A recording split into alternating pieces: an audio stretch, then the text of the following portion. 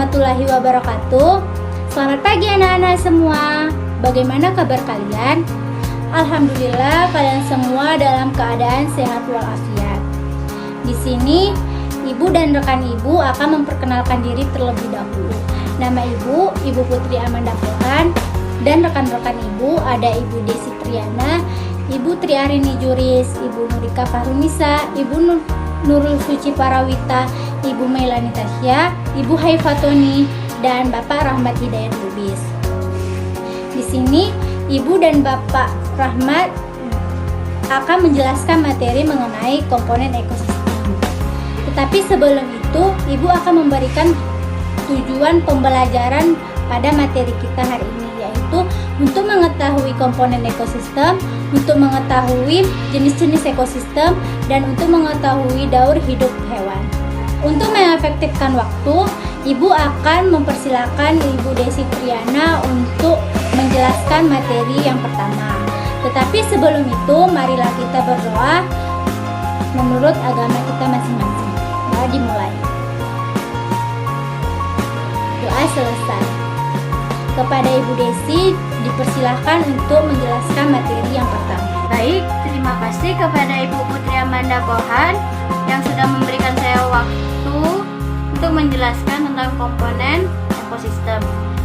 Nah, di sini saya akan menjelaskan tentang pengertian ekosistem. Sebelum saya menjelaskan pengertian ekosistem itu seperti apa, saya ingin bertanya terlebih dahulu kepada anak-anak mengenai pengertian ekosistem itu. Apakah kalian tahu pengertian ekosistem itu apa? Oke. Pengertian ekosistem adalah suatu sistem ekologi yang berbentuk hubungan timbal balik oleh makhluk hidup dengan lingkungannya. Lingkungan adalah segala sesuatu yang berada di sekitar makhluk hidup. Sebuah lingkungan terdiri dari dua bagian. Yang pertama, bagian yang hidup atau biotik, dan bagian yang tak hidup atau abiotik. Nah, bagian yang hidup atau biotik ini di sebuah lingkungan terdiri atas tumbuhan, hewan, dan makhluk hidup. Sedangkan bagian yang tak hidup atau abiotik ini terdiri dari cahaya matahari, air, dan tanah. Nah, Ibu ingin bertanya kepada kalian, ada yang tahu tidak manfaat cahaya matahari ini dalam ekosistem? Cahaya matahari dapat menghangatkan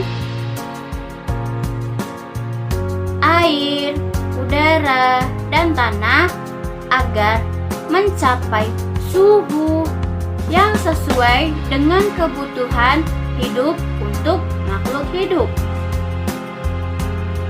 Sedangkan air dan tanah itu berperan sangat penting dalam lingkungan untuk makhluk hidup. Karena air yang diturunkan dalam bentuk hujan akan meresap ke dalam tanah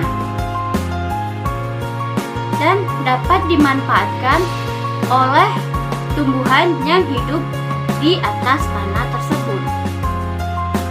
Nah, bagian hidup tak hidup di sebuah lingkungan yang saling berinteraksi dan saling bergantungan.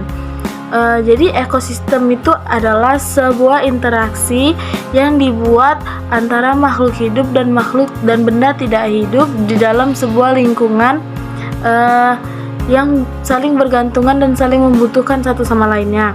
Jadi ekosistem itu terbagi menjadi 3, individu, populasi, dan komunitas. Individu adalah sebuah makhluk tunggal makhluk tunggal disebut individu, misalnya seekor kambing, sebuah pohon, seseorang atau seorang manusia. Nah, itu adalah makhluk tunggal, disebut individu. Nah, tempat individu tinggal itu namanya habitat. Seperti misalnya ikan, habitatnya itu air kan. Nah, populasi. Populasi adalah kumpulan individu sejenis yang tinggal di suatu daerah tertentu. Contohnya, beberapa ikan tinggal di sebuah kolam atau sungai. Nah, itu adalah populasi.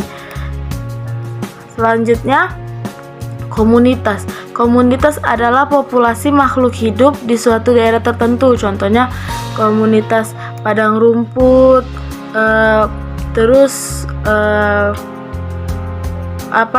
sungai. Nah, komunitas itu seperti kumpulan beberapa makhluk hidup. Nah, itu namanya komunitas. Setelah saya menjelaskan tentang maksud dari ekosistem, saya akan menjelaskan juga jenis-jenis ekosistem. Pada dasarnya, ekosistem yang ada di dunia ini terbagi menjadi dua, yaitu ekosistem alami dan ekosistem buatan. Ekosistem alami itu terdiri dari air dan darat, yaitu yang ada di alam, gitu kan. Ekosistem air itu terdiri atas air tawar, air asin. Seperti air tawar itu sungai atau laut, air asin itu laut. Ekosistem buatan merupakan ekosistem yang diciptakan oleh tangan manusia untuk memenuhi kebutuhan, misalnya sawah, bendungan, terus waduk buatan. Nah, itu adalah sebuah ekosistem yang dibentuk oleh manusia untuk kebutuhan hidupnya, bisa untuk kincir. Ekosistem sabana memiliki curah hujan yang lebih rendah dibandingkan ekosistem hutan hujan tropis. Hewan-hewan yang hidup di sabana antara lain yaitu berjenis serangga, mamalia, zebra, dan singa. Selanjutnya yaitu ekosistem padang rumput. Ekosistem ini memiliki curah hujan yang lebih rendah dibandingkan ekosistem sabana. Tumbuhan khas ekosistem ini yaitu rumput. Sedangkan hewan yang hidup di ekosistem ini contohnya seperti bison, singa, anjing liar, dan hewan yang memakan rumput lainnya. Lalu gurun. Gurun merupakan ekosistem yang memiliki curah hujan yang sangat rendah. Hewan-hewan yang biasanya hidup di ekosistem ini contohnya seperti kalajengking, ular, semut, dan hewan-hewan malam lainnya. Ekosistem taiga sangat rendah pada musim dingin. Taiga biasanya merupakan hutan yang tersusun atas satu jenis tumbuhan seperti cemara, pinus, dan sejenisnya. Hewan seperti beruang hitam dan ajang biasanya hidup di ekosistem ini. Tunda merupakan ekosistem yang dingin dan kering. Banyak jenis tumbuhan tidak bisa hidup pada ekosistem ini karena rendahnya suhu lingkungan sepanjang tahun. Akar-akar tanaman tidak dapat tumbuh pada suhu yang dingin. Tumbuhan jenis rumput tertentu saja yang mampu bertahan. Beberapa jenis burung bersarang di ekosistem tundra pada saat musim panas seperti angsa dan bebek. Daur hidup hewan. Hewan sebagai salah satu komponen ekosistem memerlukan lingkungan yang baik untuk berkembang biak. Perubahan ekosistem dapat mempengaruhi perkembangan dan setiap hewan mengalami tahapan perkembangan tersendiri dan memiliki ciri khas. Tahapan pertumbuhan dan perkembangan suatu hewan disebut daur hidup. Di dalam daur hidup, ada hewan yang mengalami perubahan bentuk dan ada yang tidak mengalami perubahan bentuk. Hewan yang mengalami perubahan bentuk pada tahap tumbuh kembangnya disebut mengalami metamorfosis. Berdasarkan perubahan bentuknya, metamorfosis dibedakan menjadi dua, yaitu metamorfosis sempurna dan metamorfosis tidak sempurna. Berdasarkan perubahan bentuknya, metamorfosis dibagi menjadi dua, yaitu metamorfosis sempurna dan metamorfosis tidak sempurna. Yang mana metamorfosis sempurna adalah ketika hewan mengalami perubahan bentuk yang sangat berbeda pada setiap tahap perkembangannya. Nah, jadi contoh hewan yang mengalami metamorfosis sempurna adalah katak dan kupu-kupu. Kupu-kupu berkembang biak dengan cara bertelur. Kemudian, telur menetas menjadi ulat atau larva. Nah, lalu ulat berubah menjadi pupa atau kepompong. Pupa merupakan masa istirahat sebagai persiapan menjadi kupu-kupu dewasa. Sedangkan metamorfosis tidak sempurna ialah terjadi pada hewan yang mengalami perubahan bentuk yang tidak terlalu berbeda pada setiap perkembangannya. Hewan kelompok ini tidak mengalami fase larva dan pupa. Contoh hewan yang mengalami metamorfosis tidak sempurna adalah kecoa. Karena kecoa berkembang biak dengan bertelur. Telur kecoa menetas berubah menjadi kecoa muda yang disebut nimfa. Nimfa mengalami beberapa kali pergantian kulit. Jadi, pergantian kulit sebelum menjadi kecoa dewasa itu dia pergantian kulitnya itu disebut ekdisis. Dari hasil pembelajaran yang telah dijelaskan, yaitu materi komponen ekosistem, dapat disimpulkan bahwa ekosistem adalah suatu sistem ekologi yang terbentuk oleh hubungan timbal balik yang tak terpisahkan antara makhluk hidup dengan lingkungannya.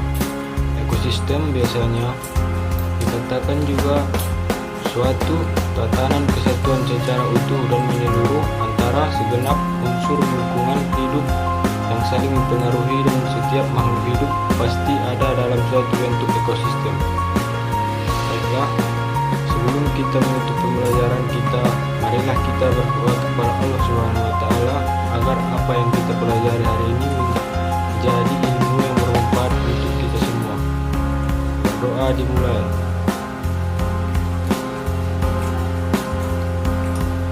Berdoa selesai. Baiklah, demikian pembelajaran kita pada kesempatan kali ini. Saya sudahi dengan salam. Wassalamualaikum warahmatullahi wabarakatuh.